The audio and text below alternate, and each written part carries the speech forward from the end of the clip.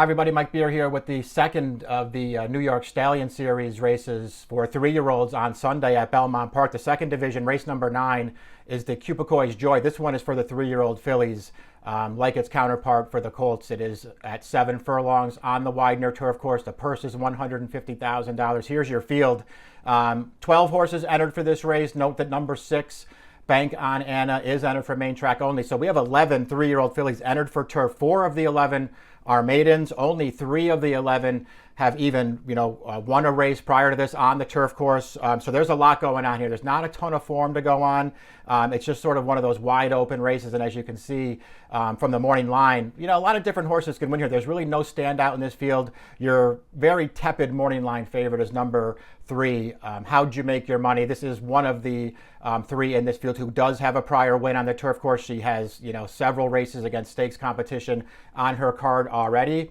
And she's, more than held her own. She is a very logical horse in this race, but she's, far from a standout. There's a lot of different ways to go in here, and just a lot of fillies in this race with serious questions to answer, not only about how good they are, but just about whether or not they're turf horses, because a lot of them have still to prove that. So we'll see how it all plays out. Let's start by looking at the Timeform US pace projector, which doesn't really help matters. Timeform US thinks this race will be run at a fast pace, red bar scenario. Number 1, one of the horses they expect to show speed, Royal Dancer. Royal Dancer is one of the maidens breaking from the rail here, but did show speed in her most recent start, going a mile on the turf here at Belmont Park. And she's, so lightly raced, you feel like you might get a good performance out of her. We'll see how fast the pace gets. Number 7, Liberty Flame, is first time turf in this race. Timeform US thinks she's going to show speed. I think she's going to show speed as well. Not a ton of turf pedigree. Her dirt form's okay. She has blinkers on here for her turf debut. I expect that they'll go forward with her in this race. Number 4, Galaxina, also could be forward in here. Galaxina actually brings good turf form into this race. She's won, or good dirt form rather, into this race. She's won 2 in a row on the main track, including another division of this Stallion Series back in April for a $200,000 purse on the main track. She ran really well that day. She's never run on turf before, so we'll see if she can transfer her form. If she does, I suspect she's going to be really tough in this race. Let's just get right to the contenders in this race. Royal Dancer is number 1, 5-1 on the line. Only 2 starts so far. I think she's run pretty well in both of them. They started her out sprinting 6 furlongs. That might have been a little short for her.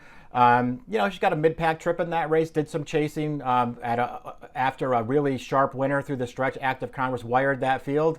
Royal Dancer really had no chance to catch her. She ran fine to be 3rd in that race. They stretched her out for her second start last month. They went the mile. They put her on the lead after she broke really alertly from the gate. She was hanging around there till about mid-stretch. Got a little tired at the end, was no match for the winner, Out of Sight, who came back to win again. Couldn't hold on for 2nd or 3rd, but she didn't get totally left in that race. That performance was fine. I think 7 furlongs is a decent distance for her. She's a maiden on the way in, but she could win this race for sure. She's one of the horses I would be using in here. Dream Central's the 2. 0 for 3 on the grass to this point, 0 for 6 overall. Finished behind one of her rivals today, Robin and Eli, in her turf debut last December. She's come back this year for 2 starts, both on the grass. Hit the board off the layoff, going 6. Last time behind Silken Dollar, who's also back in this race.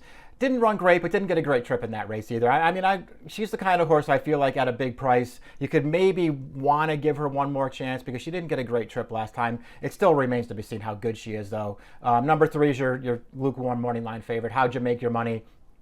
I think she's probably the horse to beat in here.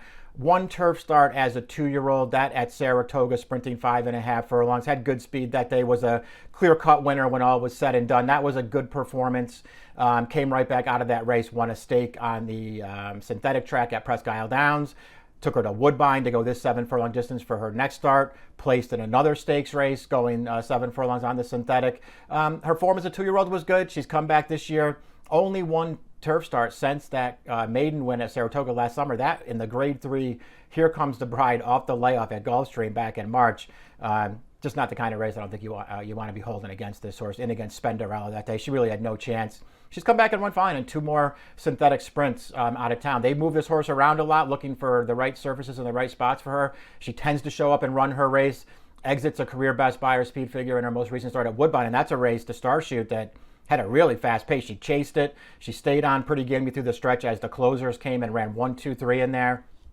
I don't know. I thought that performance was fine. I don't mind the 7 furlongs for her. I don't mind her getting back to turf. Plenty to like about how'd you make your money. Galaxina, a little bit more of a wild card. Her dirt form is good. The question is, can she transfer it over to turf? And I guess that remains to be seen. The dam was unraced. There's not a ton of performance in that generation of her pedigree. Her second dam, however, is a sister to Forever Together, who was a multiple Grade 1 winner on the grass, made almost $3 million. So there's a little bit of turf there. She has, certainly has the right amount of talent to go with a field like this. Jimmy Bond, it seems like a pretty smart thing to do here to try this race with her, because if she does show up and run well here on the turf course, it gives them a lot of options through the summer with this horse in these Stallion Series races that they run. They run a lot of those at Saratoga. So we'll see if she handles it. I don't know that I would go too short on her, but I'm not going to be surprised when she runs well. Shijeko is the number 5 for trainer Christophe Clement. I don't really know what to do with this horse. Debuted on turf last October. Clement's a guy you can count on to have his first-time starters run well. They're always well prepared, and you just always feel like you're going to get a representative effort out of the horses when they debut. And if Shigeko's representative effort is that first start, I just don't know how good she is. She got an overall good trip in that race, managed to save ground and get through with room down towards the inside. She had a look at that race.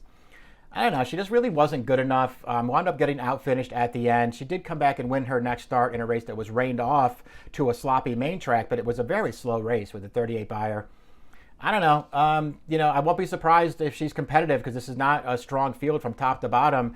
I just didn't like her only turf start, and I didn't feel like she was going to be that much of a price, but she's not, that hard to make a case for in this race. Bank on Anna is the 6. She's main track only. Liberty Flame is the 7. We touched on her. She's going to show speed in here. I think her dirt form is fine. She's not really bred to be a turf horse. I don't necessarily feel like she's going to get better with the surface switch. And the pace scenario, if it plays out the way Time Form US thinks it does, that does not help Liberty Flame's chances. Number 8, Half Birthday. She's one of the 3 with a prior turf win. That turf win is actually an interesting race. It came in a maiden $40,000 claimer 2 starts back. It also came first off the claim for Tom Morley. This is a filly who is bred for turf. She's by Freud.